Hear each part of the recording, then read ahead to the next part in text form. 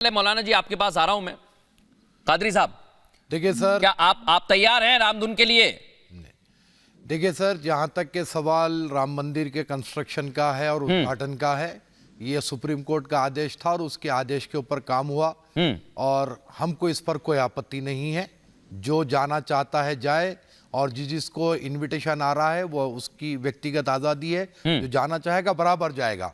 आपने इकबाल अंसारी की बात की, वो एक पिटिशनर है, वो सारी बाबरी मस्जिद का ठेकेदार नहीं था, वो एक पिटिशनर था। और अगर वो मोदी जी का इस्तेकबाल करता है तो उस पर भी हमें कोई आपत्ति नहीं है। उसकी वो अपनी व्यक्तिगत वो है कि वो अपने तौर पर जाकर उनका इस्तेकबाल किया है।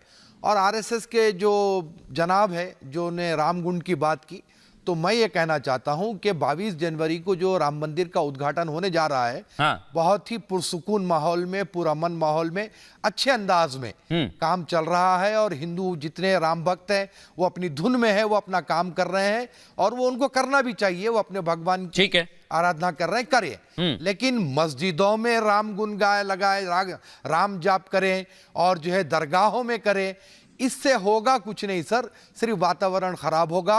और ये जो खाई बढ़ाने की जो कोशिश की जा रही है उसी का ये एक हिस्सा है। तो मैं ये कहूंगा कि ऐसे बयानात से परहेज किया जाए, जैसे कि दिवाली होती है।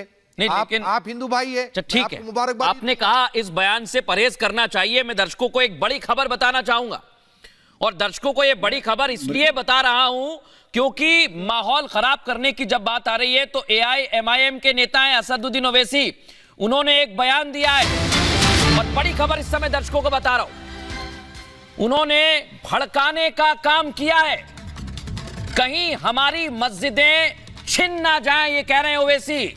नौजवानों अपनी ताकत बरकरार रखो।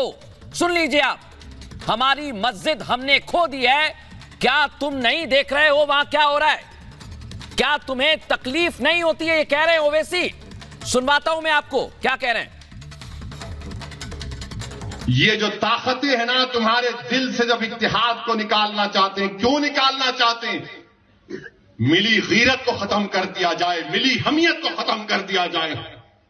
बरसों की मेहनतों के बाद आज हमारा एक मुकाम हमने पैदा किया, तो ये आपको इन चीजों पर गौर करना है। अपनी मिली हमियत को, मिली अपनी ताकत को बरकरार रखिए। नौजवानों, मस्जिदों को आबाद रखो। कहीं ऐसा ना हो कि मस्जिदें हमसे छीन ली जाए। मुझे उम्मीद है कि इंशाअल्लाह ताला आज का ये नौजवान जो कल का बूढ़ा होगा, वो अपनी नजरों को आगे रखकर अपने दिमाग पर जोर डालकर सोचेगा कि किस तरीके से मुझे अपने आप को, अपने खानदान को, अपने शहर को, अपने महल्ले को बचाना है। इत्तेहाद एक ताकत है, इत्तेहाद एक नेमत है। निफाक और इंतशार मौत है, याद रखो मेरी इस बात को। मौलाना पीर कादरी जी, आप कह रहे थे कि भड़काने का काम कर रहे हैं, ये क्या है सर? कौन सी मस्जिद छीन ली इस देश में? देखिए सर, आ रहा हूं अवस्थी जी, अवनीजय जी, आ रहा हूं मैं। बाबरी मस्जिद आ रहा हूं अवनीजय जी, मौका दूंगा आपको। बाबरी मस्जिद का डिस्प्यूट दोनों पक्ष के बीच में था, हिंदू और मुसलमान।